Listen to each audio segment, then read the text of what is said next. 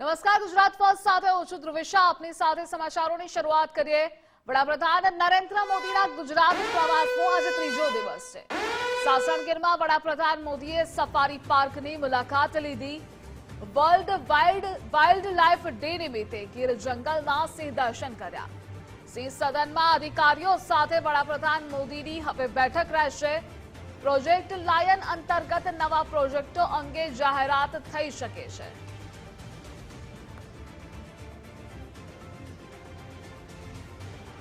અને આ મુદ્દે સંવાદદાતા રહીમ જોડાયેલા છે. રહીમ, વડાપ્રધાન ગુજરાતની 3 દિવસીય મુલાકાતે આજે ત્રીજો દિવસ વહેલી સવારે તેમણે સફારી પાર્કની મુલાકાત લીધી છે. હવે બેઠકોનો દોર પણ રહેશે. ધ્રુવિશા, ચોક્કસપણે જે રીતના વડાપ્રધાન છે તેમનો આજે ત્રીજો દિવસ છે. સિંહ સદનની ખાતે રાત્રિ રોકાણ કર્યું હતું ને વહેલી સવારે 6 વાગ્યાની આસપાસ છે તેઓ ગીરના જંગલોની અંદર જે ગીરના સિંહો છે તેના દર્શન માટે ગયા હતા. હું દ્રશ્યો બતાવીશ. જે વડાપ્રધાનની સાથે જે લોકો હતા તેઓની પાસેથી માહિતી મળી છે કે વડાપ્રધાને 6 થી વધુ સિંહ છે તેમના દર્શન કર્યા છે. આ હું સિંહના દ્રશ્યો બતાવવાના પ્રયાસ કરીશ કે આ પ્રકારના જે ડાલામથા સિંહ છે તેવા 2 જેટલા સિંહ છે તેઓએ નજરે નિહાળ્યા હતા અને સાથે બીજા સિંહોના હું દ્રશ્યો બતાવવાના પ્રયાસ કરીશ કે આ પ્રકારના સિંહ છે કે જેમાં જે 2 સિંહ અને સિંહણ હતા ને સાથે નાના નાના 3 થી 4 બચ્ચાઓ છે તે જે ગીરના જંગલોમાં વડાપ્રધાન દ્વારા જોવામાં આવ્યા હતા અને લગભગ 9 વાગ્યે છે તે ગીરના જંગલોમાંથી વડાપ્રધાન છે તે પરત ફર્યા હતા. અને હવેની જો વાત કરીએ તો હવે જે રાષ્ટ્રીય વન્ય જીવન બોર્ડની એક મહત્વની બેઠક જે વિશ્વ વન્ય જીવન દિવસ તરીકે ઉજવણી આજે થઈ રહી છે, 7મી બેઠક છે તેનું આયોજન છે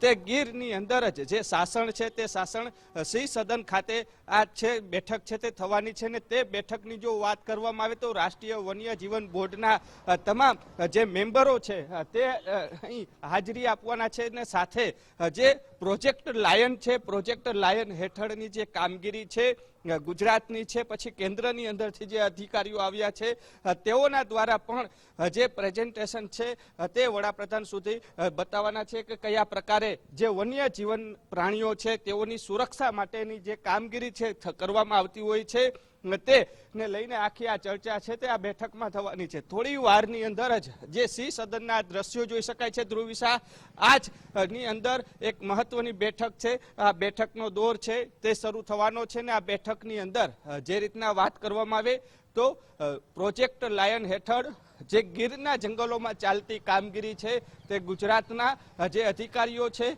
તેમના દ્વારા છે આખી આ પ્રેઝન્ટેશન આપવામાં આવશે. સાથે આગામી દિવસોમાં કયા પ્રકારનું આખું આયોજન છે તે કરવાનું છે. સાથે વન્ય જીવન પ્રાણીઓ છે તેમના રક્ષણ માટેની કામગીરી ખાસ જે રીતના ગીરના જંગલોની જો વાત કરવામાં આવે ધ્રુવિશા તો ગીરના જંગલોની અંદર ખાસ મહત્વની વસ્તુ એ છે કે સિંહને બચાવવા માટે થઈ જે ખુલ્લા કુવાઓ છે તો તેને ઢાંકવા માટેનો ખાસ પ્રોજેક્ટ છે તે સરકાર દ્વારા અમલીવારી કરવામાં આવ્યો છે. સાથે જે રેલવે લાઈનો અહીંથી પસાર થતી હોય છે તો રેલવે લાઈનો માટે થઈ અને સિંહને જે ટ્રેકરો છે તે ટ્રેકરો દ્વારા કઈ પ્રકારે જે રેલવે લાઈનો પસાર થઈ છે, ટ્રેનો અહીંથી પસાર થતી હોય છે તો ટ્રેનોને કઈ રીતના જે મેસેજ મળે, જે ટ્રેનો પસાર થતી હોય ને સિંહ જ્યારે રેલવે ટ્રેક ઉપરથી પસાર થતી હોય તો તે ટ્રેનની સ્પીડને લઈને પણ છે તે ક્યાંક ને ક્યાંક ચર્ચા છે તે થવાની છે. બીજી બાજુ જે રીતના જે ગીરના જંગલોની અંદર ખેડૂતો રહેતા હોય છે તો ખેડૂતોને સિંહ દ્વારા પણ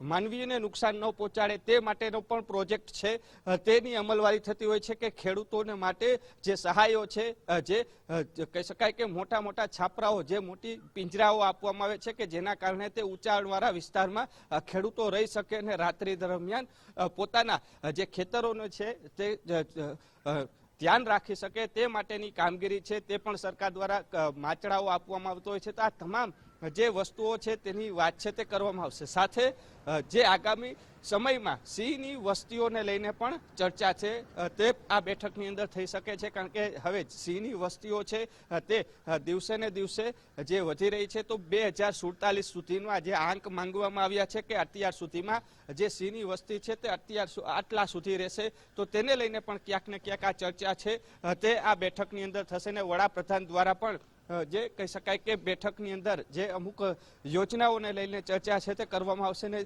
કહેવામાં આવશે કે ખાસ કયા પ્રકારની અને શું વધારે જેવી વન્ય પ્રાણીઓ છે તેને વધારે સુરક્ષા માટે બીજા કયા કયા પગલાઓ ભરી શકાય તેને લઈને આ બેઠક છે તે થોડી વારની અંદર જ સદનની અંદર શરૂઆત થવાની છે. જી રહીમ, જોડાવા બદલ આભાર આપનો.